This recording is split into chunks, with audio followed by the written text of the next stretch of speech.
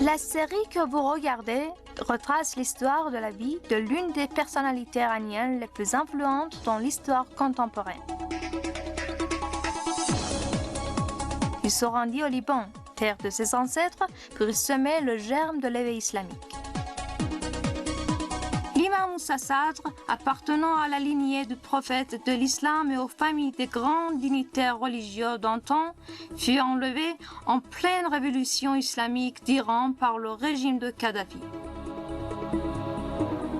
L'ancien régime libyen s'imaginait pouvoir mater ce combat libérateur. Mais lui et les enfants de l'école de l'imam Khomeini au Liban non seulement créent un nouvel ordre, mais encore mirent à genoux l'armée de l'un des régimes les plus arrogants dans le monde, faisant ainsi la fierté du monde de l'islam.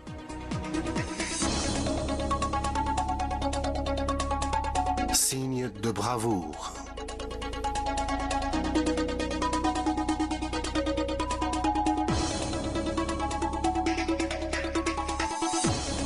Outre les membres du parti Kataeb, l'imam Moussa Sadr appela aussi les élites, les penseurs et les activistes chrétiens, dont 77 personnalités éminentes acceptèrent son invitation. Ils se retrouvèrent à la Haute Assemblée chiite islamique. Ils appelèrent à la formation d'un comité dit de cessez-le-feu national, dont l'objectif était de mettre un terme à la guerre civile et à l'effusion du sang au Liban et à assurer la coexistence pacifique entre musulmans, chrétiens, libanais et palestiniens. À l'époque, Pierre Gemayel prononça une déclaration importante. Il appela Imam Moussa Sadr comme un homme de Dieu qui a toujours combattu dans le sens de la sauvegarde de la paix. Je me rappelle, je plaisantais avec des amis. Samir Chamas, que Dieu le bénisse, était le premier à être tombé en martyr sur les balles des ennemis à se trembler. Nous avions reçu l'instruction de ne pas tirer. Il y avait une personne qui s'appelait Abu Zahir Moussavi. Une fois, il dit au docteur Mustafa Chamran, qui nous rendait toujours visite sur le front. Nous avons reçu l'ordre de visite seulement celui qui nous vise, mais ils ont pris pour cible toute la région. Le docteur Chamran lui dit « D'où le savez-vous » Ils ne font peut-être que de se défendre et ne vous attaquent pas. Une fois, Mohammad Seyed Abu Mohsen Moussavi, qui était mon compagnon dans la barricade, me dit « Mohammad, viens voir. » Il se tint au milieu de la rue, visa l'objectif, mais ne tira pas. Certains lui dirent de tirer et de le tuer, mais lui, il répondit qu'il faudrait seulement obéir aux ordres, qu'il n'allait pas le tuer, parce qu'il ne nous avait pas agressés. Karim Bokratouni, membre du parti Kataeb, aussi publia un article dans le quotidien Amal sur l'imam Moussa Sadr. Cet article s'adressait aux chrétiens. Jusqu'hier, nous avions peur de lui, notamment avant l'éclatement des problèmes avec les Palestiniens. Mais aujourd'hui, nous le soutenons, parce que ces mesures constituaient une prise de position générale pour tout le Liban. Sa vision était globale et portait sur les différentes dimensions d'une question. En effet, cet article reflétait le point de vue des chrétiens sur cette personnalité. Au départ, ils redoutaient l'imam Moussa Sadr, mais ensuite ils l'ont soutenu face au danger. Cette vérité était la base de cet article et à mon avis, il était l'un des meilleurs articles que j'ai écrits. Des affrontements armés se poursuivirent pour des raisons futiles et honteuses. Les forces de Kataeb pilonnèrent la ville de Chaya. En représailles, les forces de gauche défendaient au moyen des armes légères. Ainsi, la guerre prit une tournure plus violente. Dans cette affaire, le gouvernement de Rachid Salah ne put pas suivre et s'effondra. Le Liban entra dans un vide effrayant. Dans ces conditions, la formation du nouveau gouvernement paraissait fort difficile, car le front de gauche s'opposait à participation de la droite dans le gouvernement. D'autre part, le parti Kataeb ne répondait pas favorablement à la demande du gouvernement. il avait posé une condition, celle de la contribution de la droite. Dans ce contexte, l'imam Moussa Sadr proposa la formation d'un gouvernement restreint en l'absence des partis de gauche et de droite.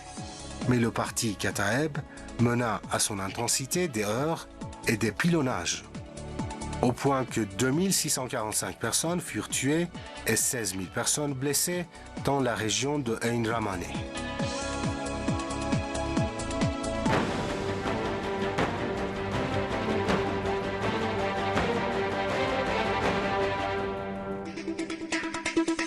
Suite à ces événements, l'imam Moussa Sadr se rend le 27 juillet 1975 dans la mosquée en Melete pour observer un sitting en vue de mettre fin à cette guerre sauvage. Ainsi, il fait part de sa protestation aux partis de gauche et de droite. Chers compatriotes, l'imam Ali, béni soit-il, dit « Si les innovations se manifestent, il incombe à tout sage de manifester sa science. Sinon, qu'Allah le maudisse. » Aujourd'hui, les complots se répandent à travers le pays. Ces complots sont une sérieuse menace pour toute la région. Après que notre pays a été privé de la paix, je me suis rendu compte que les négociations sont inutiles et qu'on fait la sourde oreille à mes appels, et que les hommes ont besoin de nouveaux appels qui les éveillent et des conscients qui les réprimandent. J'ai compris que la patrie a besoin de quelque chose plus puissant que l'arme et plus influent que la parole. Je me suis rendu compte alors que la meilleure solution était de se me recueillir dans ma mosquée. Ils ont souillé ce pays. Je me suis donc réfugié dans la maison de Dieu pour solliciter son aide.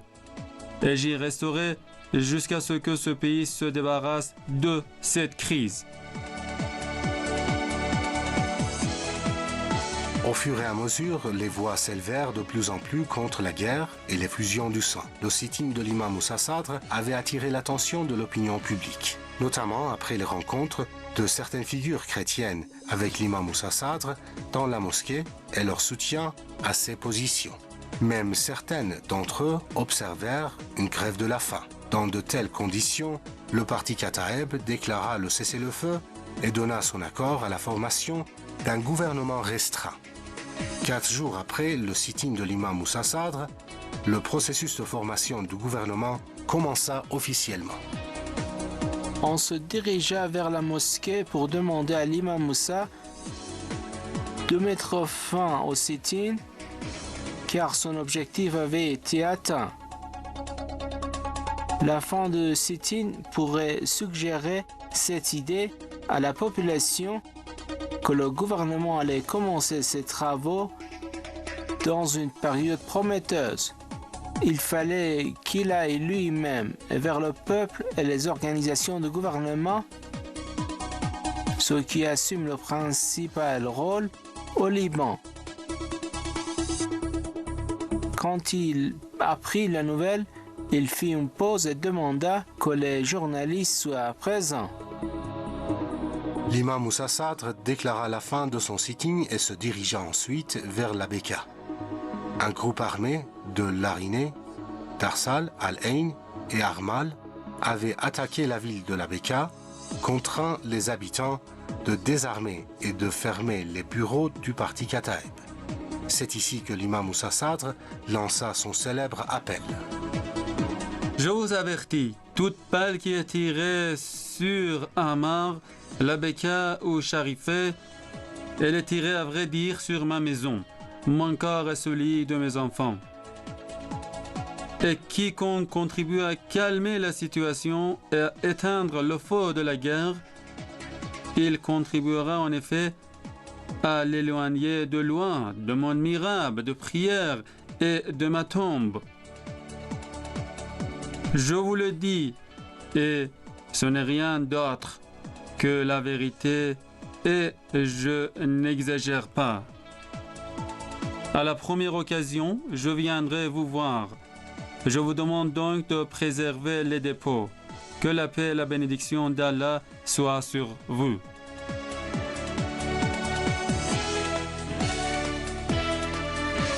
Durant ces premiers mois, l'ampleur de la guerre civile au Liban était énorme. À l'époque, les partis de gauche étaient vainqueurs de cette guerre. Ils tentaient de nettoyer toutes les régions des Palestiniens et des chiites.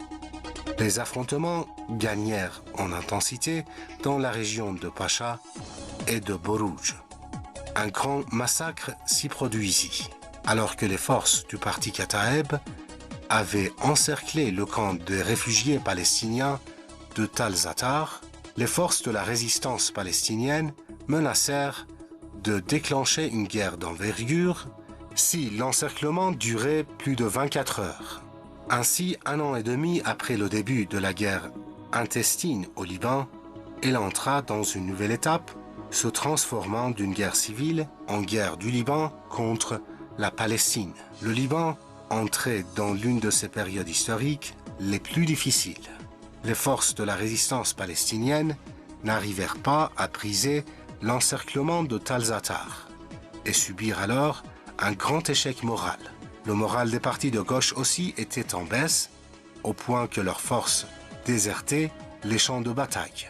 Le parti Kataeb étendit la guerre jusqu'aux portes de la ville de Beyrouth et la partie orientale de la capitale, à population musulmane, fut l'objet d'agressions militaires et de blocages. Ainsi, Rachid Karameh annonça sa démission du poste de Premier ministre. La situation était extrêmement compliquée et l'avenir entouré d'un halo d'incertitude. Le président syrien, Hafez Assad, suivait minutieusement la situation. Auparavant, il avait rejeté plusieurs appels à une intervention dans les affaires intérieures libanaises. Mais cette fois-ci, les dirigeants musulmans libanais, comme Hassan Khaled et Kamal Jumblat, demandèrent à l'imam Moussa Sadr, qui entretenait de bonnes relations avec Hafez Assad, de se rendre à Damas pour le persuader d'intervenir au Liban. Personne ne sait ce qui se passe entre les deux hommes, mais après, les forces du bataillon de Yarmouk et les unités de Radessier, qui étaient chargées d'appuyer l'organisation pour la libération de la Palestine, traversèrent, sur ordre de Hafez Assad, les frontières et entrèrent dans le Liban. Les forces épaulées par les forces communes du Fatah et les forces nationales libanaises réussirent à prendre sous leur contrôle le village de Damour, dans cette région stratégique.